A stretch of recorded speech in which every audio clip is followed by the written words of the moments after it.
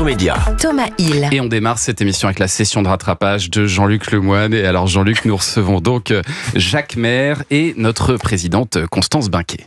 Enfin des invités de qualité dans cette émission.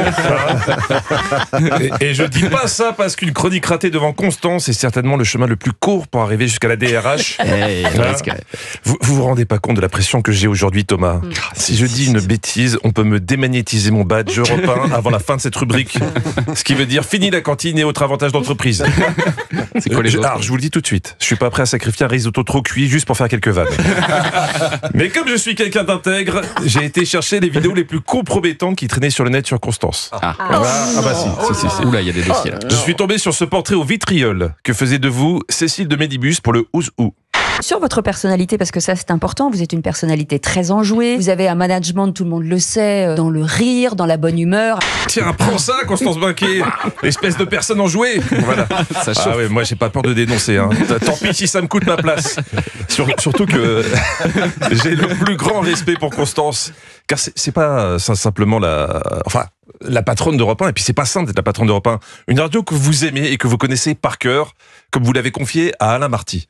Tout le monde pense que toute la journée c'est des paillettes et tout ça. Non, je dirige un hôpital de jour. Je comprends pas que vous ayez ce sentiment, Constance. Je suis arrivé ce matin vers 7h45 à la rédaction de Culture Média et tout était on ne peut plus normal. Anissa finissait sa bière. Julien Pichenet se faisait cuire une entrecôte sur son bureau. Et Thomas jouait au Jokari en slip avec Pascal Pro. Qu'est-ce qui pourrait encore vous surprendre ? La vraie question, c'est comment fait Constance pour être toujours souriante et avenante malgré la pression de diriger une radio comme Europe 1 ? Quel est son secret ?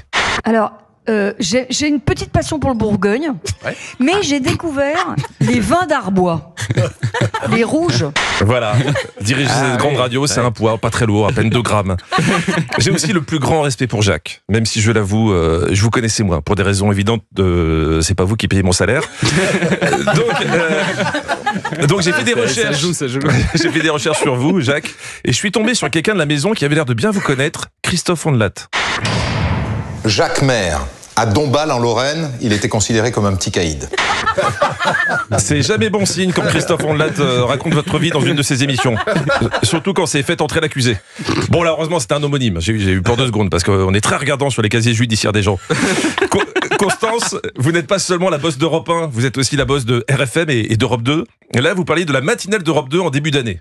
On a fait venir donc la bande de Benjamin Castaldi et sa bande pour égayer un peu la matinale d'Europe 2.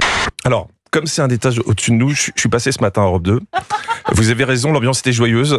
En revanche, ça reste entre nous, Benjamin Castaldi ressemble de plus en plus à Cohen. Je voudrais pas balancer, mais ça marche pas du tout le régime comme j'aime. Le régime comme j'aime, ça marche pas. Constance, je sais pas si vous avez apprécié ce que j'ai dit dans ce papier, mais au cas où, avant de prendre une décision radicale, n'oubliez pas ce que vous avez dit en interview. L'humain au centre, c'est la base. J'ai des équipes qui sont de grande qualité. Et surtout mon petit bijou Jean-Luc Lemoyne. Oh, merci, ça me fait tellement plaisir. Et personne ne vous croira quand vous direz que c'était une voix artificielle. Et alors Jean-Luc, vous nous l'aviez promis, vous avez continué de regarder Marié au premier regard. Ça c'est toujours un grand moment. On approche de la fin, Thomas. Lundi prochain, c'est la dernière. Oh mon Dieu. On va enfin savoir quel couple marié au premier regard vont rester ensemble. Non, je déconne, il y a personne. Ça marche pas du tout, leur machin. Et ça commence à se voir. Hein. Du coup, Scoop Culture Média que m'a donné Julien. La prochaine saison ne se fera pas à Gibraltar, mais à Melun. Ça changera rien au résultat, mais ça sera mieux pour l'empreinte carbone de tout le monde. Bon, quand même, vous imaginez le casse-tête pour les expertes. Dans la même émission, elles doivent se justifier à chaque ratage. Là, c'était pour la séparation de Laurie et Anthony. Malheureusement, cette rupture semblait inévitable. Mais elle est extrêmement frustrante pour nous, parce qu'ils étaient vraiment faits pour s'entendre et vivre une belle histoire. Je sais pas comment on peut mettre dans la même phrase, ils étaient faits pour vivre ensemble et rupture inévitable. Je vous rappelle que l'émission repose sur des tests de compatibilité basés sur la science. Vous vous demandez quelle science ? Les tests de Biba. Enfin, j'en sais rien. Mais bon, exceptionnellement, je voudrais finir sur une note positive car il y a un couple, Clémence et Malik, vous allez être choqués, ça va pas trop mal. Ah bon ? Oui, dingue. Ouais. Julien Pichenet est en PLS. Pourtant, Clémence avait pris beaucoup de risques. Là, on les retrouve dans leur chambre le soir de leur première nuit ensemble. Bon, allez, je file. Ouais, je suis à la douche, comme ça je te laisse tranquillou. Tranquille. Ouais, moi j'avoue que ça a fait vaciller toutes mes convictions cet extrait. Dire dès le premier soir à son mari tranquillou, elle était à la limite du tranquillou bilou, qui est normalement un tue l'amour. Et ben c'est passé. J'aurais pas mis 1 euro. Autre couple qui a l'air de pas mal marcher, Laurent et Marie, qui viennent eux aussi de passer leur première nuit ensemble. Marie nous raconte.